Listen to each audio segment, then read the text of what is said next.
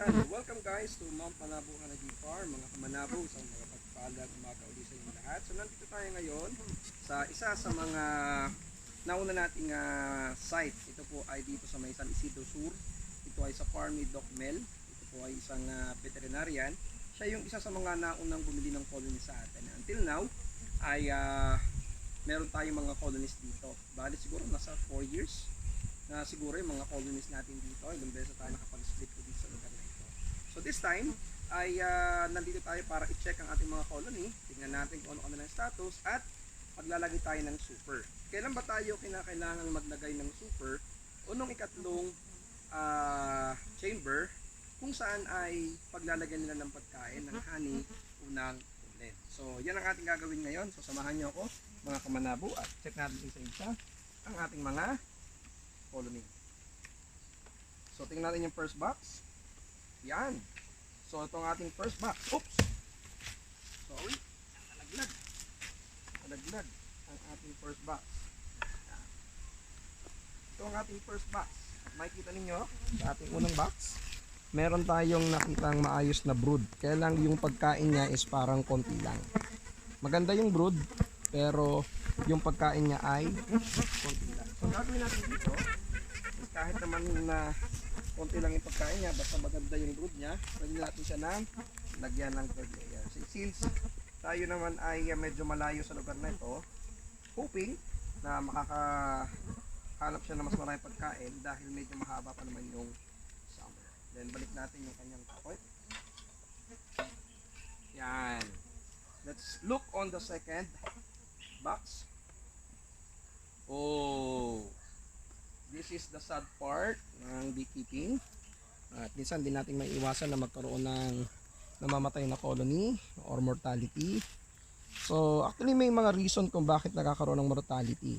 It's either meron silang nakaing lason, pesticides, napasok sila ng predator, na naging dahilan kung bakit sila po ay hindi na nagpatuloy sa kanilang pagbubuo ng colony.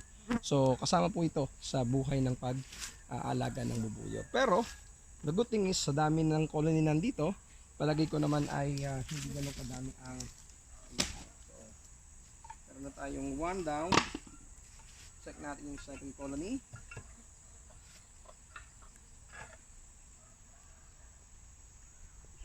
Oops. Second colony natin again. Ito medyo hindi rin maganda.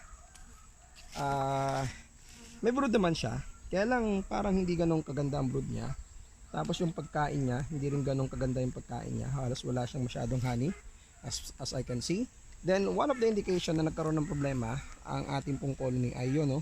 Gumagawa sila ng bagong entrance nila. Sinarduhan nila to dati para walang makapasok nung nanghihina sila. Then gumawa lang sila ng mas maliit para mas ma-maintain nila kung sino lamang yung papasok. Pero hoping dahil medyo maganda na yung kanyang brood sa loob, medyo nakaka-develop na, ibig sabihin ay paganda na rin po itong colony nila ito. So pwedeng natin hindi siya lagyan muna ng second layer, ng third layer. Pero since medyo magtatagal na ako bago makabalik dito, we will take the risk na lagyan na rin siya dahil medyo mahaba pa naman ang summer. So baka naman makaka-recover pa siya. Yan.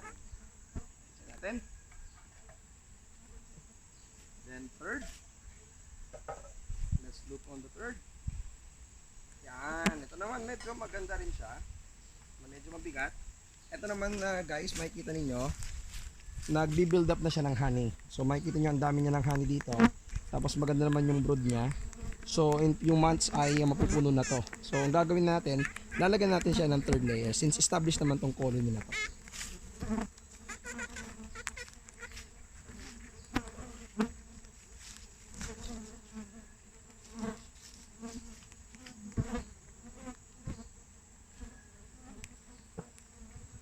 Pero lang, pag lalagyan ng third layer, lalagyan mo na siya ng third box. Sunod, ating box. Tingnan natin kung ano yan, this is one. Ito yung mga magandang colony. Hindi pa man siya punong-puno, pero established yung loob.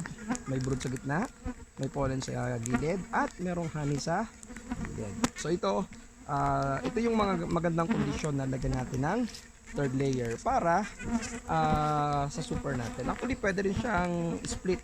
Pero for now, wala akong planong split muna sila. Lalagyan ko na sila ng third layer para sa susunod na season ay meron tayong ma-harvest na.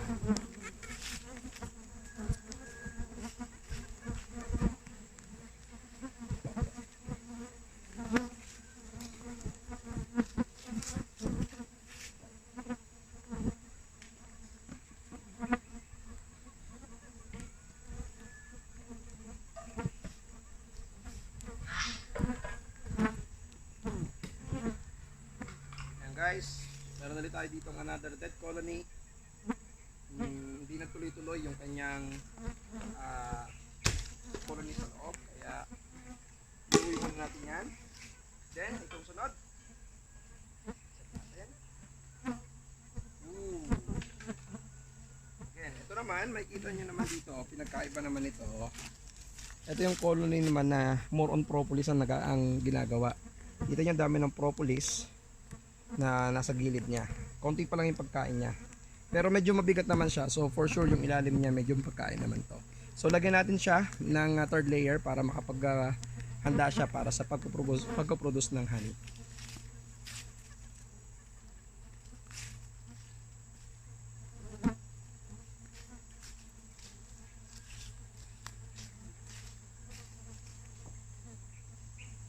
Yan. Palit natin yung kanyang. At the last one. This is the best among the rest. Ito ang full grown talaga na honey na colony. So makikita nyo, may honey siya sa gilid, tapos meron siyang brood sa gitna.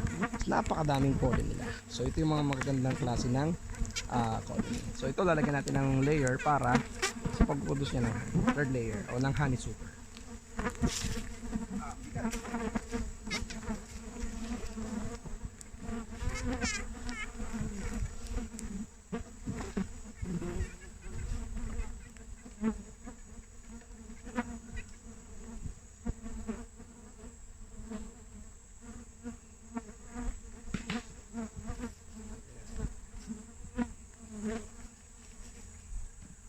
So yun guys, mga kamanako, ganyan lang po ang ating ginagawa kapag tayo po ay nag-check ng ating mga colony at naglalagay ng honey super. So tandaan nyo lang, kapag maganda na yung second layer at gusto nyo natin makapag-produce tayo ng honey sa mga susunod na panahon, lagyan natin sila ng third hanggang fourth para po doon sila mag akyat ng kanilang pagkain. So yun lamang po, salamat!